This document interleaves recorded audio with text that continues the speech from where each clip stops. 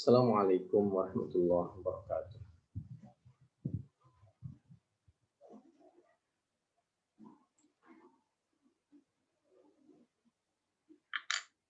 Di antara sebab terjadinya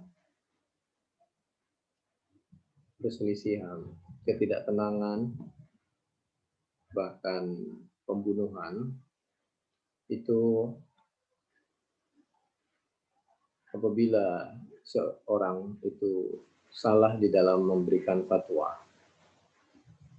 dan diikuti oleh oknum pejabat. Oleh karena itu, Nabi sudah mengingatkan, inna minal bayani la sihra.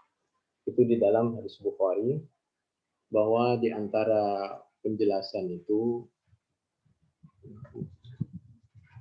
sebagai sihra. Sihra itu bisa membuat orang terpesona dengan penjelasan kita, padahal kalimatu haqqin urida bihal batil.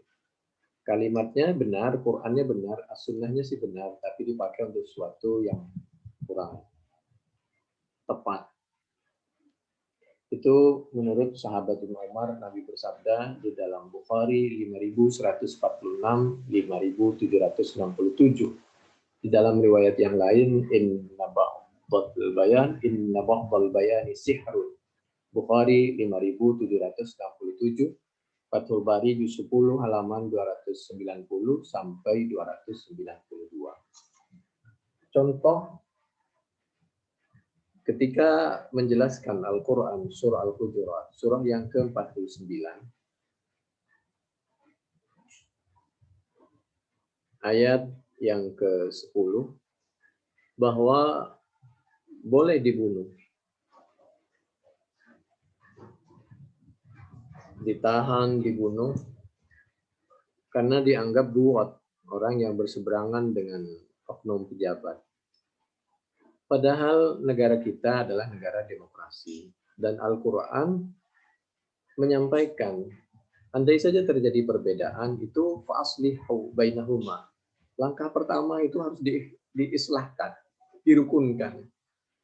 Sebagai orang tua, sebagai orang pejabat, yang ada di benak kita itu selalu dipandang dengan ainur rahmah, dengan pandangan kasih sayang, bukan pandangan permusuhan. Bayangkan kita apabila kita punya anak, anaknya yang satu ada yang lembut, yang satu ada yang tegas, lalu kita benci kepada salah satunya.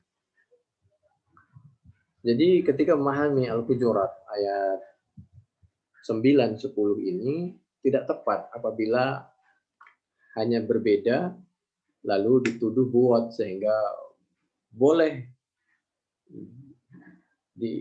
kita zalimi, kita penjarakan, kita bunuh, kita bubarkan, segala macam. Demikian juga definisi al-murjifun, memahami Al-Ahzab, surah yang ke-33 ayat 60, bahwa orang yang berbeda dengan penguasa, lalu dianggap membuat kegaduhan di suatu negara, di suatu kota. Itu penyimpangan terhadap pemahaman ayat. Karena Al-Quran surah Al-Ahzab, surah ke-33 ayat 60 Al-Murjifun, orang yang dianggap telah membuat kegaduhan di suatu kota, itu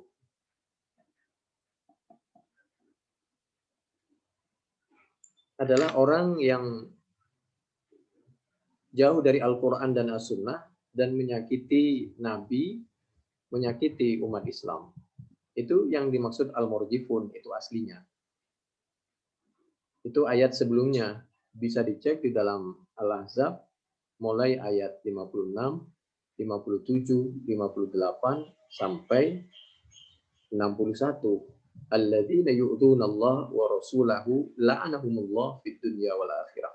Ini juga sebagai pelajaran bahwa yang jauh dari Al-Quran dan As-Sunnah, boleh kita berbicara tegas kepada mereka. La'anahumullah fid dunya wal akhirah, bagi orang yang yu'dzunallaha wa rasulahu. Dan mereka itu yu'dzunal mu'minin wal mu'minat. Oleh karena itu dianggap murjifun. Itu yang asli. Tapi di sini sebaliknya, justru yang dianggap murjifun, membuat kegaduhan, dan yang menuduh itu adalah Abdullah bin Ubay bin Salul. Bayangkan. seorang tokoh munafik di kota Madinah menuduh bahwa yang selalu membuat kegaduhan itu Nabi dan para sahabat. Ini juga pelajaran bahwa apabila kita melakukan ada sesuatu yang tidak baik, lalu kita diamkan, maka satu kota itu akan terkena imbasnya. Wal murjifuna fil Madinah. Jadi ketika orang berbeda pendapat lalu dituduh murjifun, itu tidak tepat sehingga boleh kita zalimi. Bahkan dulu yang menuduh orang yang berbeda waktu itu, yang berbeda itu sebenarnya Nabi. Nabi itu dulu dituduh mubtilun. Jadi la yaqulanna alladzina kafaru. Yang menuduh adalah alladzina kafaru in antum illa mubtilun. Nabi itu dituduh sesuatu yang batil. Itu Ar-Rum surah yang ke-30 ayat yang ke-58. Demikian juga ketika memahami di dalam ayat-ayat yang lain. Jadi tugas kita itu mestinya merukunkan. Sebagaimana Nabi itu, yang ada di benak Nabi adalah merukunkan. La khaira fi katsirin min najwahum illa man amara bi shadaqatin aw ma'ruf aw islahim bainan nas. Jadi aw islah itu Al-Qur'an surah An-Nisa ayat 114. Dan kita tahu bahwa kita sedikit pun tidak boleh menyakiti sama anak bangsa, apalagi sama umat Islam. Karena Allah mengingatkan wala taqulu liman alqa ilaikumus salam lasta mu'min. Dalam keadaan perang saja, idza darabtum fi sabilillah, kita tidak boleh menyakiti itu sama umat Islam, apalagi dalam keadaan aman seperti Indonesia, tidak dalam keadaan perang. Tidak boleh kita menyakiti umat Islam, kecuali mereka misal melakukan pencurian. Kalau hanya beda pendapat tidak boleh dihukum. Liman alqa ilaikumus salam lasta mu'min. Harus tabayyun, fatabayyan. Itu diulang 2 kali dalam satu ayat surah An-Nisa ayat 94. Demikian juga di antara akibat salah penafsiran, lalu kita menganggap bahwa orang yang menyakiti umat Islam itu kita nggak usah bersikap berlebihan, bisa saja mereka yang menyakiti itu surga. Berdasarkan pemahaman Al-Quran, katanya surah Al-Imran ayat 128-129. Laisa laka minal amri syai'un aw yatuba 'alaihim aw yu'adzibahum.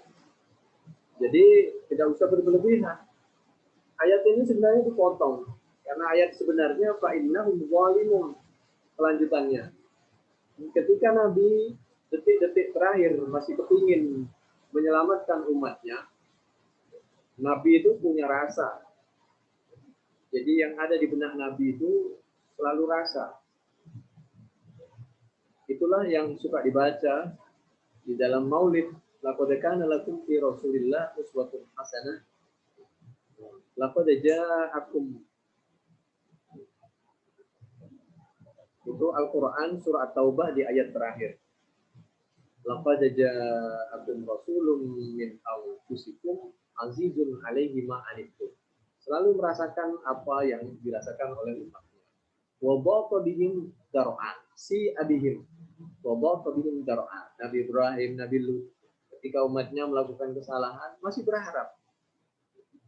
Ketika mereka melakukan LGBT, kecuali yang berakibat hukum seperti pencurian dan lain sebagainya, judi. Jadi ketika Nabi berharap agar sebagian umatnya dimaafkan, maka Allah menyampaikan, tugas kamu hanya berdoa dan beri contoh yang terbaik. Soal kami akan memberikan pelajaran yang tegas terhadap pembalasan bagi mereka, fa innahum zalimun, karena mereka memang sudah melakukan kezaliman akibat dari perbuatannya. Bagaimana dengan ayat selanjutnya? Yaghfiru liman yasha wa yu'adzibu man yasha. Bisa saja orang yang tidak benar tadi bisa masuk surga. Betul bisa. Tapi ini bukan sebagai hukum kabar gembira bagi orang yang memang sengaja dan berkali-kali, apalagi melakukan pembantaian, pembunuhan kepada orang yang tidak salah, seperti yang terjadi di yang syahid 6 orang itu. Belum tentu taubatnya diterima. Itu pun kalau taubat. Jadi memang kita tetap berharap agar mereka bertaubat dan jangan sampai mengulangi lagi. Tapi jangan ini sebagai kabar gembira bagi orang yang terbiasa melakukan kemaksiatan. Nanti kita tidak punya perasaan berduka terhadap kematian syahidnya seseorang.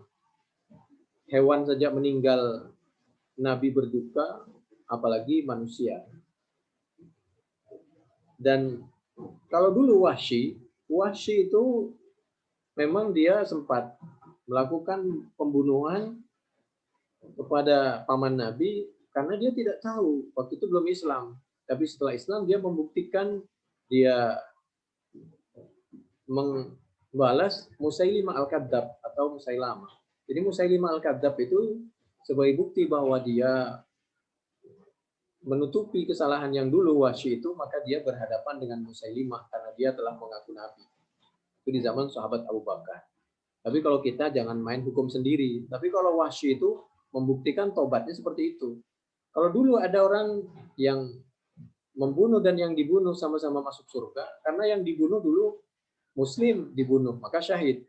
Maka yang membunuh itu juga masuk surga karena setelah itu dia bertaubat dan setelah itu dia berperang mengikut Nabi, membela Islam. Itu hadis Bukhari. Jadi hati-hati dengan penafsiran, karena akibat penafsiran ini menjadi mudah kita membunuh, apalagi kalau diikuti oleh oknum pejabat. Dan Nabi Muhammad Shallallahu Alaihi Wasallam itu sangat marah apabila ada orang sipil terbunuh. Dalam keadaan perang, ada orang sipil terbunuh, Nabi marah luar biasa. Fa'angkar Rasulullah Shallallahu Alaihi Wasallam qatlan nisa wa sibyan. Ini Bukhari 3014, 3015, Fathul Bari juz 6 halaman 183. Sedangkan kita ada kematian, sedikit pun tidak berduka. Di mana hati kita? Padahal akhir dari surah At-Taubah di Maulid selalu kita baca. Laqad ja'akum rasulun min anfusikum azizun 'alaihi ma antum. Lalu di mana hati kita? Demikian, mudah-mudahan bermanfaat. Subhanakallahumma bihamdik, asyhadu an la ilaha illa anta, astaghfiruka wa atubu ilaik. Assalamualaikum warahmatullahi wabarakatuh.